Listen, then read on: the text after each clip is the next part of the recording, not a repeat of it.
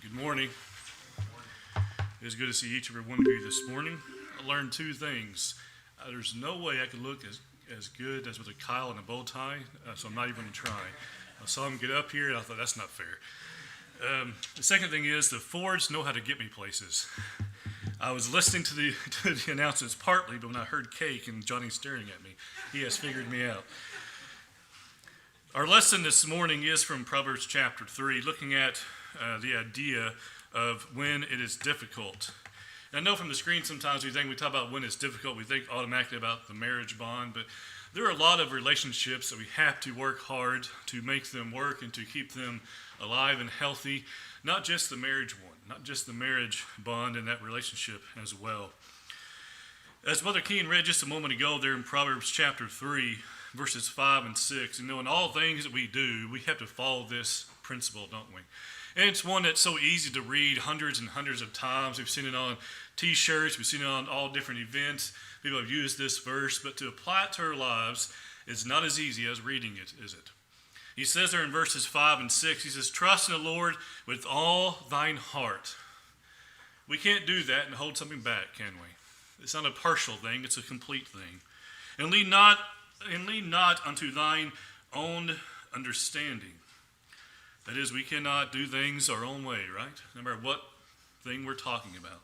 And then in verse 6 it says, in all thy ways acknowledge him, and he shall direct thy path. So if we will do these things, we will acknowledge God and keep him as the one who we lean upon. He will, as the Bible tells us there in verse 6, he shall direct thy paths. Now, sometimes we hear that phrase, sometimes people may think the idea, well, we're talking about some kind of miraculous leading by God. What we're talking about as we read there, especially within that text, is the Word of God is what God has given us that's going to guide us in all the ways, things that we should be doing, and all the ways which we should go in this life.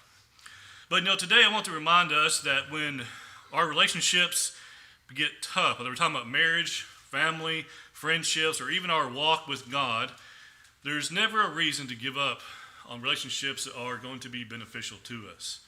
I say it in that way because sometimes there are certain friendships that do, I believe, have to come to a necessary end. If sin is something that's being promoted or being encouraged or being tolerated, that needs to end, right? But we're talking about a marriage bond or a friendship that can actually help us, build us up and encourage us, and of course our walk with God, friends, we should never, ever give up. We have to always keep putting our foot forward and striving to keep those relationships alive and thriving. In times like these, chances are that we have forgotten to trust in God, but we must trust in him, we must stay faithful, and we must grow stronger through endurance and through obedience. Life can be hard even for those who are faithful Christians. Sometimes I think we kind of allow things to come to our mind. We think, well, sure, it's easy for them. Look how strong they are in the faith. Friends, it's not easy for anybody. I don't care who you are. I don't care if you've been a member of the church for a week, you've been a member of the church for 60 years. Every day has its own challenges that come up upon us, don't they? And so the reason people look sometimes so strong is because they've been through so much, they've learned how to endure things. Relationships become strained. Family and friendships can become complicated. And even our relationship with God can feel difficult during trials. Now, I say the word it feels difficult because sometimes we get in our own way, don't we? We see what God wants us to do and we squirm and whine, and I put myself out there saying this as well. Don't think I'm trying to say that none of this applies to me, because it most definitely does. But we make excuses we're not doing what we should be doing. The Bible reminds us of the benefits of following God, as we just saw a moment ago there in Proverbs chapter 3. The Bible never promises that life will be free from hardship. And hard times often show us our faith, it shows us our patience, and it shows us our priorities, doesn't it? It shows us what is most important in our lives. And sometimes, during those difficult times, it can show us our lack of faith. It can show us our lack of patience. It can show us our terrible priorities. Psalm 37, 23 and 24 reminds us that the steps of a good man are ordered by the Lord. Though he fall, he shall not be utterly cast down. The Lord upholdeth him with his hand. If you think about this idea there in Psalm 37, 23 and 24, We may fall. I think that's the idea there. We can talk about that being sin. That wouldn't be wrong. I think sometimes that falling or that stumbling is just the idea that we have difficult days. We're struggling to do what is right. We have days where we're frustrated, we're irritated, we're tired. You ever get tired? Anybody else get tired besides me? We get frustrated with things and we struggle to do what is right. We open our Bibles up, and let's just be real realistic some days. We open up our Bibles, we get ready to read, and we're tired today. That shouldn't stop us, though, should it? Coffee maker's broke today. There's no coffee when we're reading our Bibles. Do it anyway. When we think about that, we think it sounds so trivial, but friends, sometimes we allow trivial things to keep us from doing what we should be doing, don't we? When relationships with a spouse become difficult, God designed marriage to be a blessing, but every marriage goes through hard times, right? We can make jokes about this and say, yeah, I remember getting up one morning, there was no creamer in the fridge for our coffee. I will admit that's not a good morning. But there's things sometimes that come up that it's not coffee creamer today. It's something else. It's frustration. It's words that shouldn't have been spoken. It's whatever it may be. And so the morning starts off, the day starts off poorly. But we shouldn't give up, though, should we? If we give up every time things got hard, we never would experience the joy of things getting better, would we? Personality differences, stress, exhaustion. Anybody here have small children? You get home at night, 9 o'clock, and boy, you're tired, and they're not. Right? We've been there. We've all been through that. And the various trials that go along with being a family, the things that stress us out, sometimes little become, after a couple of days, get a little bit long. But we can't allow those things to tear us apart. Miscommunication, hurt feelings, and disappointment. The list could go on. We all have said things that we shouldn't have said. Maybe we didn't communicate like we should have. Maybe we allow feelings that we hurt to go unhealed, right? You ever said something to someone, maybe your spouse, maybe a friend, whoever it may have been, you didn't realize later that kind of hurt their feelings? Maybe they'll come back and tell you, maybe you realized it on your own, you have to go back and say, you know what, I shouldn't have said that, that wasn't right. That wasn't wrong, that wasn't a nice thing to say. Or maybe you just clarify, look, I didn't mean it to sound that way, right? That's why I don't like sometimes to talk through text messages, because you don't see the person's face, do you? You don't hear their body language, you don't hear the little bit of laugh. I don't know how many times somebody has texted me in the past and said something and I've responded like, okay. I'm like, I didn't mean it like that. You should just call me, okay? Because text message has no tone, does it? It doesn't carry the smile, the little slap on the back as you say something. It doesn't carry those kinds of things. That's why what we do now, we load up text messages, little emojis. Everybody knows we're just joking, right? But some things can't be said through those kinds of things. And sometimes feelings do get hurt. The Song of Solomon demonstrates that love must be protected and it must be expressed. In Song of Solomon chapter 2 and verse 16 says, my beloved is mine and I am his. The idea there being we belong to one another, right? And just because we belong to one another doesn't mean that one day, a few days out of the week, that maybe perhaps that belonging to one another is enough to keep us from annoying one another, is it? Because the reality is, life is what it is sometimes, isn't it? We get frustrated, we get tired, the other person's tired, we're not, we say something and they're exhausted, whatever the case may be. Too many illustrations we could give. But we think about there in verse 16, when he says there in Song of Solomon chapter 2, verse 16, my beloved is mine and I am his. We have to remember who we belong to. I think that applies not just to those who are married to, but as a Christian, who do we belong to? We belong to God. I think we could take this and say that in a spiritual sense that our beloved is mine being God, and that when he says that in verse 16, I am his, being that we belong to him. That's not the wrong thing to say, is it? Think about how many times in the Bible we find phrases like brothers, sisters, mothers, fathers being mentioned, right? We have a song called The Family of God for a reason, right? God the Father is called Father. Christ is called the Son. It's a family dynamic that's used throughout the New Testament especially, right? And that's why we have to keep that, and we need to keep that in mind as well.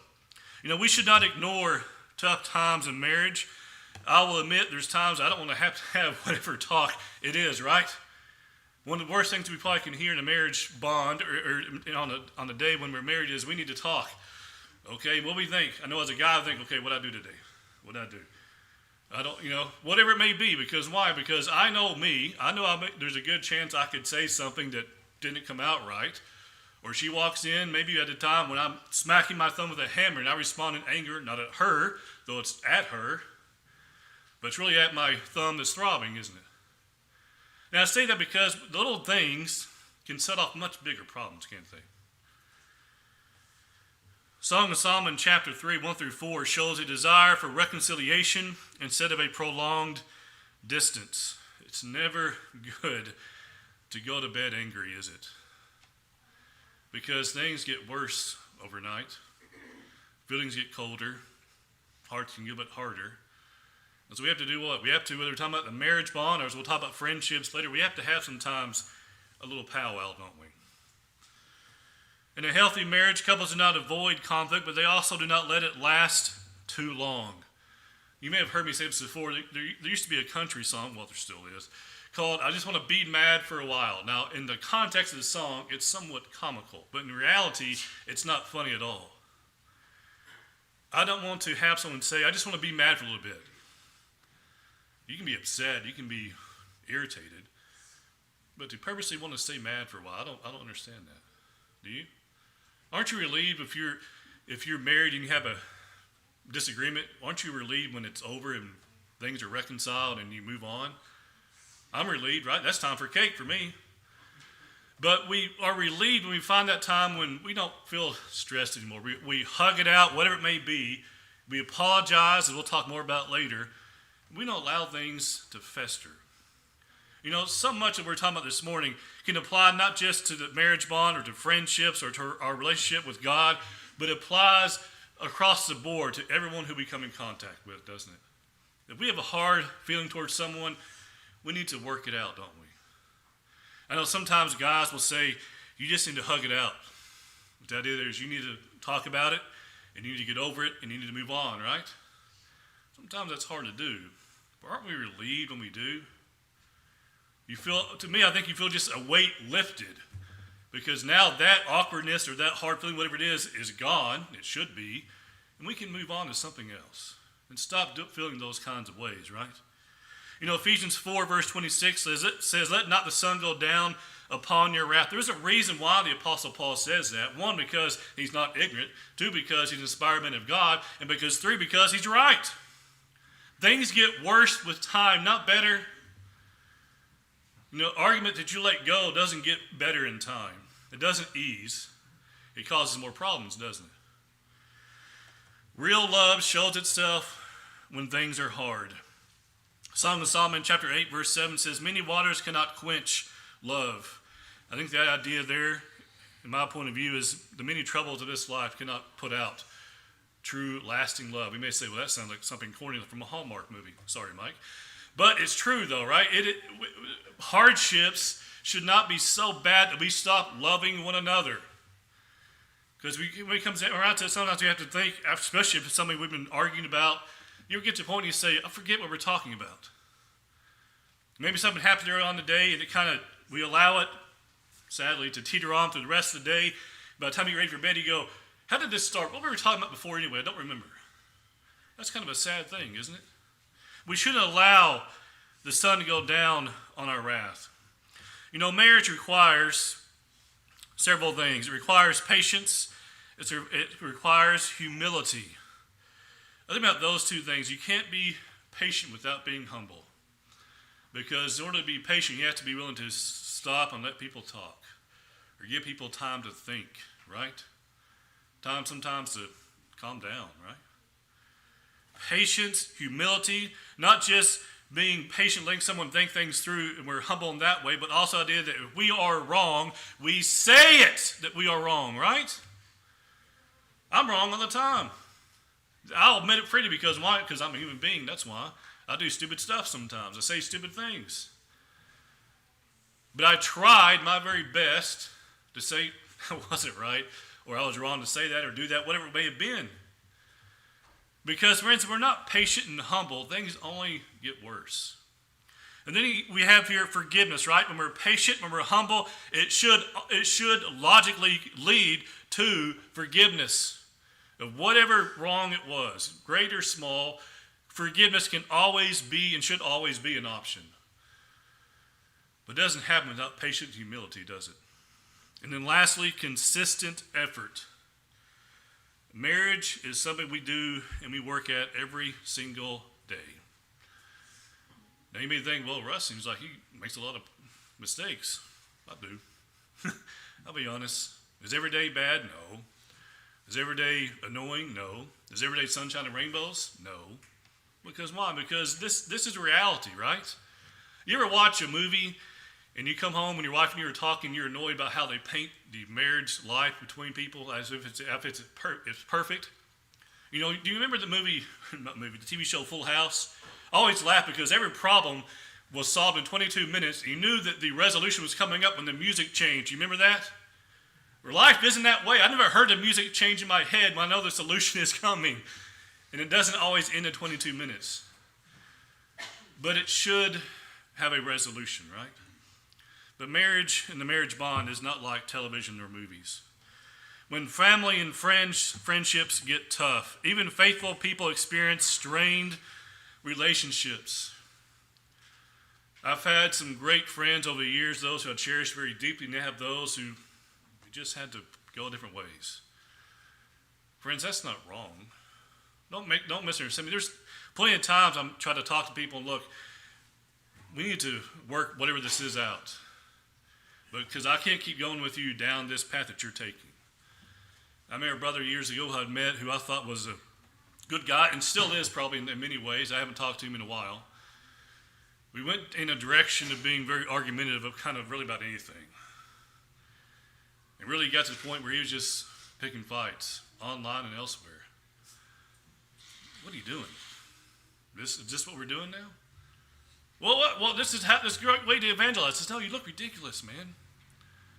You know what you're making the church look like? Making yourself look like? Picking fights? I have yet to see an argument online that actually resolved. Have you? I've never seen it. I've just seen a stream of comments that sometimes I jokingly say I read them while eating popcorn because they're entertaining, but they're not actually helpful at all. People just tearing one another apart. But him and I had to deviate for that reason, others as well. You know, David faced betrayal of his friends. Paul experienced abandonment. And even in the New Testament, sometimes individuals struggled with one another, right? Paul had to go to Peter, an inspired man of God, and stand up in his face and tell him what he needed to knock off what he was doing, right? You remember that context. Peter would eat with the Gentiles, the Jews would come, he'd go sit with the Jews, he'd try to play the hypocrite, trying to play both sides and please both groups. And Paul told him he wasn't being straightforward about the gospel, right? You think Paul loved Peter? Absolutely. The Bible actually records he was one of the first people he went to visit after his conversion, wasn't it? Christians have different personalities. Shocking, I know, right? We all have different personalities, right? We all have different likes and dislikes. I knew perfectly well, and I say this jokingly because it's the easiest thing to pick on, that when I came here, I'd be a Bronco fan among Chiefs, right? Now, I know Darren is a Bronco fan as well. But we have different personalities, right? We have different things we like, we dislike, whatever it may be. But friends, that's what makes friendship so interesting. Isn't it so much fun? We have people who have different likes. You ever tried something you never had before? There was a time you could have never forced me to have sushi. And someone, actually my wife, said, "You want to try sushi?" Now, my first reaction was, raw fish? No, thank you. And now I will gladly eat some sushi with you. But the point being is we all have different personalities, different likes and dislikes, and we should not allow those things to separate us. We should allow those things to draw us in reality, right? Differences in opinions and things are what draw us closer together, because if everybody was like us, wouldn't life be boring? If the world was full of a bunch of Russes, boy, that'd be annoying, wouldn't it? They wouldn't be friends, to tell you that. But because we all have different personalities and different interests, people have friendships. Because why? Because different is interesting, right? Different is not boring. We also think about this. Hebrews 10 verse 24 says, consider one another to provoke unto love and good works. Friends, encourage one another in the good, and they discourage them in the bad, right? If you're doing something good, hey, keep doing what you're doing. Don't stop. Don't get discouraged. Keep doing what you're doing. If they're doing something that's not right, we need to have a talk. We don't just need to say we need to have a talk. We need to have a talk. I've had awkward conversations with people before. I say awkward because they didn't like it. Don't get me wrong, I didn't like it either. But I told them, hey, what you're doing, have you really thought this through? I don't see anything wrong with it. Well, I won't go on, but it wasn't right. We can't just say we're going to have a talk. We need to have talks. Our faith should guide how we treat other people, how we treat our friends. As we mentioned already last week, Galatians 5 verse 15 warns us that we should not bite and devour one another, that we do not consume one another with our words or with our actions, right? We don't deliberately harm someone. And if we accidentally harm someone and we are aware of it, or we're made known of it, we should correct that, shouldn't we? When people are difficult, you ever met a difficult person? My wife would say yes. I'm going to get in trouble. I've mentioned her way too much. But we all have met difficult people. She has met me. She has met a difficult person. I have met people I thought, they're hard to be around. But does that mean they're automatically a bad person? Maybe they talk a little bit too much. Maybe they interrupt some, whatever it may be. We say, that's a difficult person to be around. Does that mean we can't be their friend, that we can't help them, we can't encourage them? No. You know, we have to be those who are able to be around who we might call difficult people. You know, Romans 12 verse 18 says, if it is possible, as much as liveth in you, live peaceably with all men, even those who are difficult, right? Who we think are difficult. We have to live peaceably with them. Sometimes the hardest thing is keep believing the best about others. Hoping in one another means believing God is still working in individuals today. I hope you have the mindset, and I try to have that mindset as well, is that we believe the best in people, and we hope for the best in people. I remember there's a car at the gym sometimes, on the back of it, it just somebody says, there's a sticker that says, I hope something good happens to you today. I'll admit, the first time I read that, that's so corny. But why? What's wrong with that? Nothing. What's wrong with wishing something good would happen to somebody today who you don't even know? That sounds pretty honorable to me, right? Because that's really what it is. It's a kind way to think.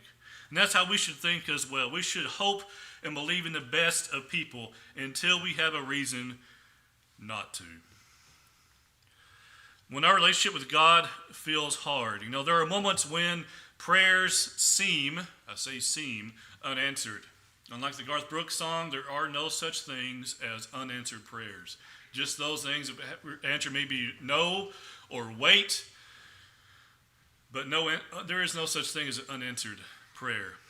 Trials may seem overwhelming, and discouragement sets in. But you know, many faithful servants have struggled emotionally. You know, Moses became overwhelmed in Numbers chapter 11. David often cried in distress throughout the Psalms. You read the Psalms, he cried a lot. But think about this for a moment. You know what the book of Lamentations is? It's about Jeremiah lamenting, crying, and physically lamenting over people not doing what is right. It's really a book about a prophet weeping. That's why he has the nickname, the weeping prophet, because he cries so much about people's unfaithfulness. Elijah became discouraged and exhausted. We talked about him before, running and hiding in a cave. Think about this for a second. Psalm 119, verse 71. Psalm 119, verse 71 says, it is good for me that I have been afflicted, that I might learn thy statutes. We grow through difficult times, don't we? You know, the reason a physical muscle grows is because you stretch it and you tear muscle fragments, for lack of better terms, and then it regrows back together and the muscle becomes just a little bit larger. And you keep doing that, and what happens? You get stronger, but in order to do that, you have to tear something apart. We don't mean literally ripping it apart, but that either it stretches and it tears and it reheals and it's bigger. Our faith is the same way. Through difficulties, things tear. But if we remain faithful to God and we endure, it comes back. We heal whatever difficulty we've gone through, and our faith is a little bit stronger. If we do that time and time again, through all the difficulties we face in this life, our faith gets stronger through difficult trials. We hear this all the time. We say, yes, we know we grow through difficult times. But do we really? Because when difficult times come sometimes, and I'll admit myself, I complain a whole lot more than I do when I think about I'm growing. I don't say, oh, this is really hard. I'm growing today. What I say is, this is really tough. I wish it was over. Whatever it was. But we grow through difficult times.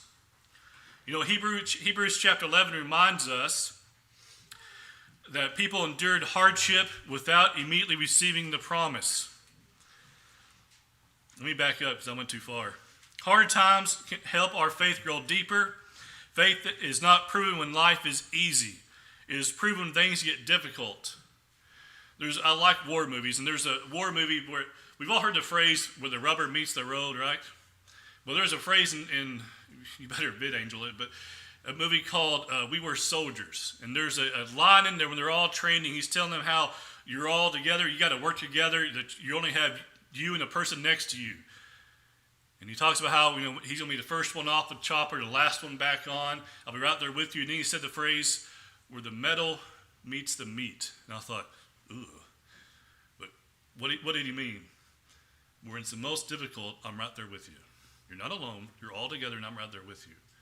You know, in a spiritual sense, God's the same way. When things get difficult, we're not alone. He is right there with us. But we have to endure through those things so we can grow in faith. Going back to Hebrews chapter 11, it reminds us that many faithful people endured hardship without immediately receiving the promise. Those in Hebrews 11, it records all those individuals and why they don't receive the promise yet, because we all go to heaven together. No one goes before us. They are in a place the Bible refers to as paradise, and in judgment when we all go to heaven together, right? So all the things they did to receive a promise that they have not yet received, which is going to be heaven one day. The same promise that we receive as well. So we can learn from them. They went through all those things so they can receive the promise, the same promise that we can receive, if we will remain faithful to God. You know, as Christians, we need to keep worshiping. We need to keep praying, studying, and trusting, doing all those things. We may think, when we read that list, that sounds pretty basic. But it's not so basic when you stop doing one of those things. You realize how essential it is. If you were to stop worshiping God, how essential do you realize it becomes? Pretty essential, right? To say lightly. What if we stop praying? Well, that basic thing that seems so simple, it became pretty important. What if we stop studying? Seems pretty important. Stop trusting. How can we be a Christian when we stop trusting God? All those things are essential for us to keep our faith in God. You know, Proverbs 3 verse 5, as we read a moment ago, says, trust in the Lord with all thine heart and lean not on thy own understanding. Even when things are hard, God still remains faithful. God still does not abandon his people, and he still strengthens us, strengthens those who continue walking by faith. When our relationship with God feels hard, friends, we have to realize that we need to reevaluate some things. We need to be those who don't give up. Some lessons for us today. You know, hard times often show us where we still need to grow spiritually. It shows us where our weak spots are, right? You know, after our lectures, I listened to my lesson, not because I was trying to hear how great I did. I listened to it and I got annoyed because I heard things that I thought, I've been preaching for a while, and I thought, I can do better on that. Or I said that one word a lot throughout my lesson. If you go back and hear the word right, I said it about 30 times in that lesson. I got annoyed after I was listening to it. Like, that is terrible. But the point being is we continue to find the weak spots in our life, not just speaking, but in a spiritual sense. We think about where we can get better at, right? Where we can improve. You know, the athlete, there's a reason why athletes have trainers, not because they're lazy, because they want to know where the weak spot is so they can make it not a weak spot. Michael Jordan, years ago, one of his videos, when I was in high school, I went to a friend's house, and they were all about Jordan, so he had all the little videos and things, and we were watching one of them, and he said, I wanted to focus on what I thought was my weakest area, he said, which was defense, which was kind of hard to imagine. And the next year, he won the Defensive Player of the Year. I thought, okay, he focused. But we as Christians, we need to do the same thing. Find the weakest spot and make it stronger.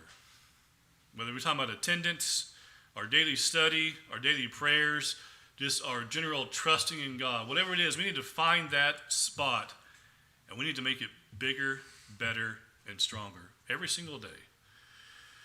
Relationships last when we choose patience, humility, and forgiveness. We should not let discouragement keep us from staying faithful to God. We're going to be discouraged, but friends, there's no excuse for walking away from God. Heaven is too important and hell is too awful to give up on anything that's going to keep us out of heaven. We should not let discouragement keep us away from or keep us from staying faithful. And hard seasons do not last forever, but being faithful matters most. Hard times always come to an end. We may think it's not, right? When we're going through, we think, is this ever going to stop? Is the fighting or the bickering, whatever it is we were talking about, is it ever going to stop? Is my health ever going to improve? We can come out of this slump that I feel like I'm in, right? I think about my mom and her foot surgery. There was a point she didn't leave the house for probably a year because she couldn't walk. And she said, I just want to get out of the house. I kind of jokingly said, you're tired of Dad, huh? She said, no, well, I want to get out and walk. But she couldn't. Her foot was so messed up. And I can tell you a few weeks ago when she was telling me about how she had her foot problem, then she had a hip surgery, which made recovery a long time. And she finally said she's able to do some walking, and she's using a little bit of a walker right now. She's trying to get better. She said, I was able to go outside and walk to the end of the driveway. I said, how'd that feel? She said, I didn't want to go back inside. Because we're not meant to stay in one place, are we? We're meant to keep moving forward. As Christians, we're to do the same thing. Hard seasons do not last forever. The whole COVID thing, I couldn't wait for all that mess to end, could you? I'm sure, I don't care how you feel about it. When all of it really settled down, you probably were pretty glad, weren't you? But hard times do not last forever. The sun will rise again, and the rain does eventually stop. But friends, we cannot stop during the hard times. We cannot give up when things are difficult. It'd be really sad to get all the way to the finish line and never cross it, wouldn't it? To go through all the toil and the hardship of being a faithful Christian, to putting God first, to resisting temptation, repenting of our sins when we make mistakes. Very hard to go through all those things and get to the end of our life and we say, you know what? This last thing, it's just too hard. I'm staying home. I'm not praying anymore. I'm not worshiping anymore. I'm just going to do what I'm doing here at home. You've heard me talk about a man who actually did that. He stayed at home. To my knowledge, he's still there. Friends, nobody finds a faithful Christian sitting at home, claiming to be a faithful Christian when they could be doing more. It's one thing to physically be unable to do things. It's another to say, I'm unable to do things. But in his case, it was, I don't want to do things. It wasn't I can't, it was I won't. We think that's okay? I don't think the Bible teaches that, do you? As we close this morning, everyone goes through times when life is difficult. Whether we're talking about marriage, whether we're talking about friendships and family, whether we're talking about our struggles or discouragement during difficult times or our walk with God. But the real question is not if we will face hard times. The real question is how are we going to respond to them? Our last verse there, Proverbs 24, verse 16 says, For a just man falleth 7 times and rises up again. A just man, a righteous man, we might say today a Christian, he says, falleth 7 times and riseth up again. What is the key focus of verse 16? What's the most important part of verse 16? It's not the falling. It's the getting back up, isn't it?